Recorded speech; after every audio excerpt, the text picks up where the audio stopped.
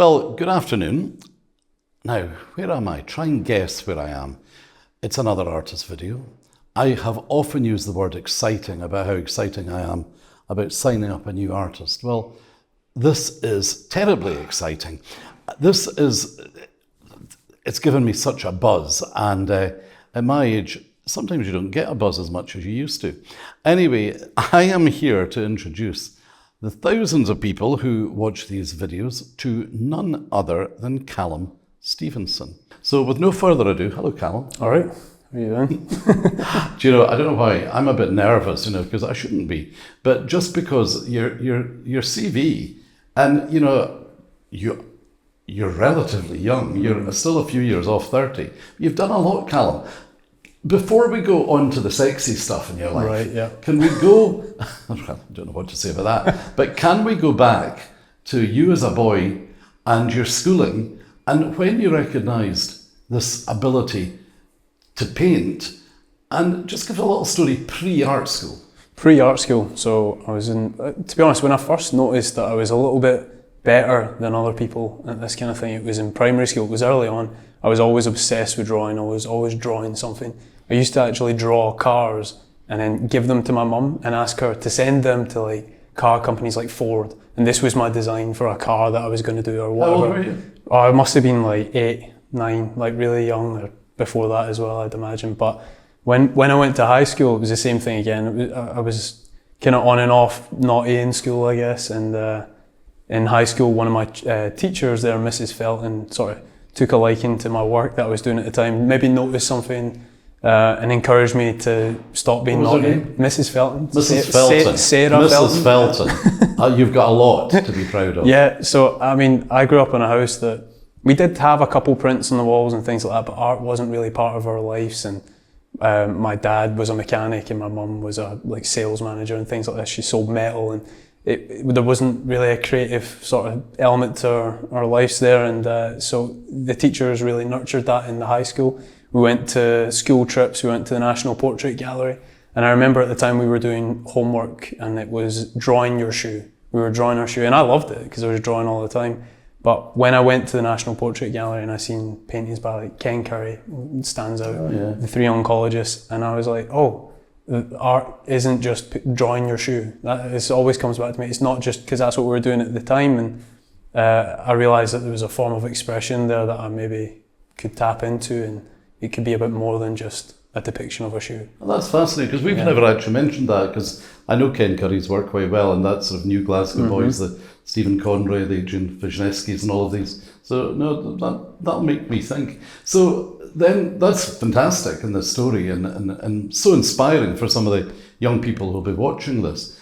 So let's tell, was getting to art school easy, or was that a struggle? So I applied for Edinburgh, Glasgow and Dundee at the time, and I only got into Dundee. I had an interview in Glasgow and I went for that and I didn't get it. And that's where I wanted to go. I had this big portfolio, and the thing is, it was all, it was very sort of representational. I was painting images from Google Images and things like this. There was nothing really to it other than just every now and then I would paint my face or whatever. So I can understand why I didn't get in at the time. But got into Dundee, thankfully they seen that I maybe had the technical ability to do something. It's hugely regarded art school. Yeah, no, absolutely. I think it was a big move at the time, and moving to Dundee, I hadn't even been to Dundee, so it was a bit like, oh, I'm going. Do you like a pie? I do like a pie. 24-hour bakery, that's, Clark's, that's where it's at. But Dundee was brilliant, and when I got there, even that first year, I remember it was a sort of foundation year where you had to do a lot of different things. You were doing like sculpture and animation and all these things, and I was like, I just know I want to be a painter or doing drawing, and so it felt like a bit of a waste of my time. And I applied again to Glasgow, Edinburgh, in the hope that maybe I would leave after first year, and I got in, but something changed and I decided to stay in Dundee. I had this setup, I had friends there, and so I stayed, and I'm so glad I did. Was it an enjoyable experience? Yes, after that first year, again, like I say, it was purely because I knew all I wanted to do was painting, and that wasn't what was happening. It then became a massively positive. And you graduated with a BA Honours in fine art. Yes. And then, I've heard that people were talking about your work, but you didn't go straight off to become a painter. You went off to Glasgow and did an MA, another year of studying. Yep. So Philip Braham, who worked in Duncan O'Jordison in Dundee, was really important in my time at Dundee, and I learned a lot from him. He's a painter himself, a landscape painter mainly. And yeah, basically he encouraged me to do a master's because it was another year in a studio, another year to develop your practice. And Glasgow was the first choice for me, and it was sort of nearer to my home, and I moved back down and I started there. And yeah, it was a bit of a tricky time when I went to Glasgow, though, I will say that.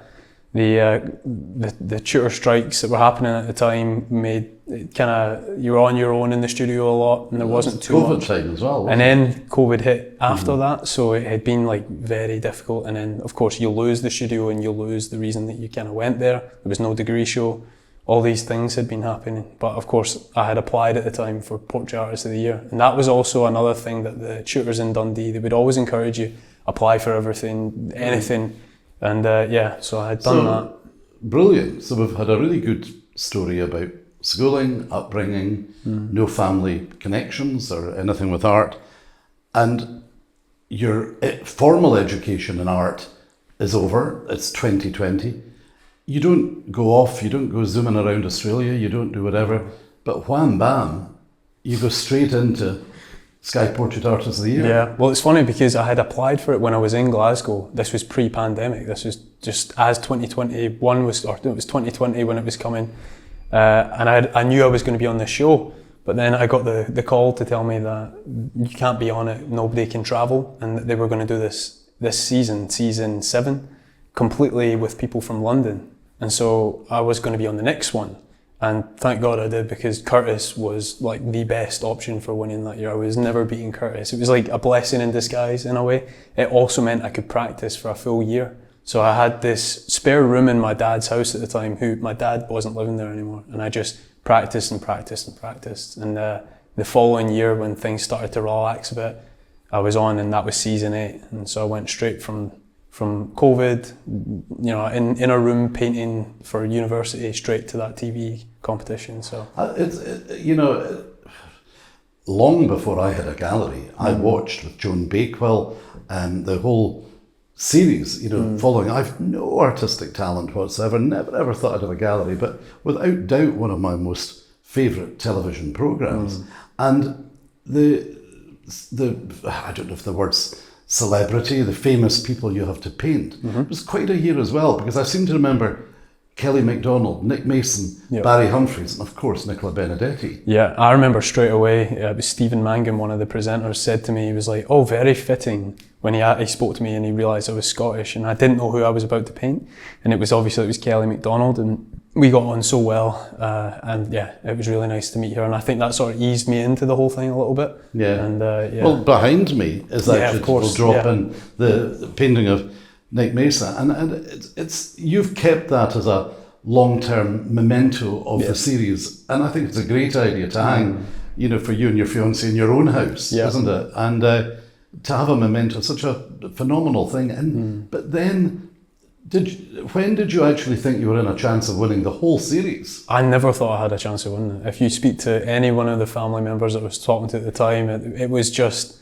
I remember saying to my dad, it was like, right, this could be career suicide, this could be humiliation, I don't want that to happen. As long as I don't like make an arse of it on TV, that was the goal. And it just kept going, and it got to the point where the final, obviously after I painted Nick Mason, I remember saying to Kelsey, was like, you know, I would quite like to win this now, to be honest with you, I've done all this, but at no point did I think it was actually going to happen. The other artists were amazing as well. You had Mark and Christos in the final as well, who could have easily won. There was a rumour going round you might do Bake Off next year. Yeah, no, that would be Kelsey. She's the baker. Well, we'll forget about that, but I don't want to still move quite away from the whole series, because I bumped into Nicola Benedetti, and that was the winning painting, wasn't it? Yeah. So how was that, you know, working with her? Because you know, she's an international violinist. You've got an international following through this television program. Was it enjoyable or stressful? It was, to some degree. Looking back on it, I don't think I enjoyed it enough, just because of how stressful it was. But there was moments where it was like, oh, this is fun. And I would go and do things off camera with Nicola, and we got on really well. And yeah, I think the pressure of trying to satisfy myself was quite like scary as well as the other people that were going to see this painting. You want to impress them, but I knew that this was going to be in the National Portrait Gallery in Edinburgh, and I wanted to look back in 10 years and still be happy with this painting that I'd done. And I've said to you before as well that, at the time, I had just straight out of art school onto this TV show. I hadn't had much time to develop my work and my sort of personality as an artist, really. And so it was tricky to sort of understand the direction that I was going to go in. And of course, all the time constraints on the TV show as well. And I think I had 2 weeks, something like that, 14 days. Tom will drop the winning painting into, behind us in the video. Yeah. So this is the painting of Nicola Benedetti, and it's in the Portrait Gallery. It is in Edinburgh, And so that was 2 weeks, I think I had to do that one. And that itself is incredibly stressful. Well, we'll move on. I think, congratulations. I mean, it's just incredible. From Scotland as well. I think you were the first Scottish and maybe the youngest ever. Yeah, was that correct? So far the youngest. Brilliant. One, yeah. So what I wanted to ask from that point of view was, I know you were inundated with commissions and things like that from around the world, but now that was 4 years ago. We're sitting here, you thankfully have asked us to represent you, and we've got the most stunning new painting behind me, which I don't think will be available for long.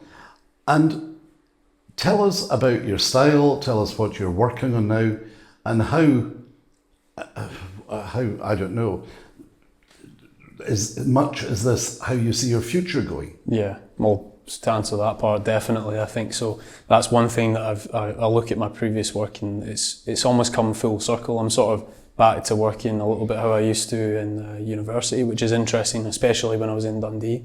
And I think it's kind of playing to my strengths as an artist, really, and that's maybe something that I tried to ignore for a while, maybe in the interest of producing more paintings rather than quality, or, I still think they had their own merit, but these new works are kind of biographical. I'm obsessed with painting, it's all I think about, really, and I want to sort of depict these little moments that you see in your life day to day, these sort of little cinematic moments maybe. So what was this moment? So this was coming home in a taxi from a night out in the city centre, and we were coming down through Govan Hill, and I was with Kelsey, of course, mentioning Kelsey again there, but the taxi was flying down the street, and I just went like, "Oh, did you see that?" Kelsey was like, did you see that? And she was like, "No, what is it?" And I was like, "Oh, I'm coming back here." And I'd seen this light in a tree, like completely embedded in this tree. It looked like the tree was on fire, and it was raining, and it was just, the scene really like just immediately caught my attention like that. And it's those kind of things that I like painting. And I've done a painting before this as well, which is the same thing. It's something that just sort of catches my attention. I'm drawn to it. It's just like a visceral response. And I went back there and I'd done a photo shoot with Kelsey, obviously with the umbrella and the rain and the wet ground and all that. And just try and put my own. I mean, I love this painting. I could without doubt find a place for it at home. And it's big. I think it's about 1.8 by 1.2 metres. And I seriously, without saying, just by the phone calls I've had, but people saying, what's he going to be sending you? This hype that's been created. I think this big painting, it's about £12,000, will be snapped up quickly. But I also, Callum, can't thank you enough, because on the 3rd of December, just a couple of weeks away, our small painting show, which gets colossal amounts of interest, starts. And the paintings there are all unframed, small paintings, under £1,000. And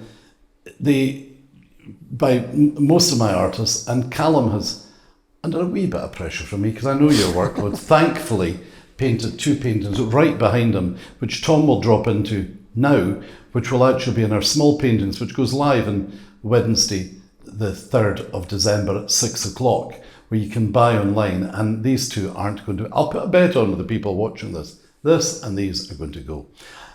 Callum, give me an idea, a little clue about what you'll paint for me next. Well, I might do some scenes of Edinburgh, maybe some more of Glasgow, but these little small paintings, I'm seeing them as kind of like bookmarks. So they're places that I've seen similar to this that I want to return to and maybe do a more elaborate painting in that location. But yeah, these little studies are bookmarks is the way I'm looking at them. And Edinburgh's on the list. Maybe in the future I'll do outside of Scotland as well. I love going to these cities. I'm always seeing some interesting lighting that really but generally stands speaking, out to a figure in the painting, figurative, telling the story, Yeah. which I think is what people like. And, Yeah. and of course, your ability, the way you've managed to paint, the light peeping through the trees. Yeah.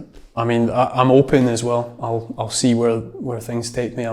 It doesn't always have to be a figure. It's what I'm naturally drawn to as an artist, but you know, it'd be interesting maybe to start playing around with that as well and see where things can go and push the light and the magic of it all, I guess. Callum is an artist who won't paint what he doesn't want to, just because it's sellable. So we're going to be working on things that Callum really wants to paint. I think that's fair. Yeah, absolutely. And you know, you want the storytelling and the ability, and to have paintings this size. To be perfectly honest, we don't have them in the gallery much because they take up a lot of room. We don't have a lot of room, but because I've got a customer base all around the world, you know, I'm buzzing to start telling people about this. So keep an eye on the website. Get in touch with me at david@ballatergallery.co.uk.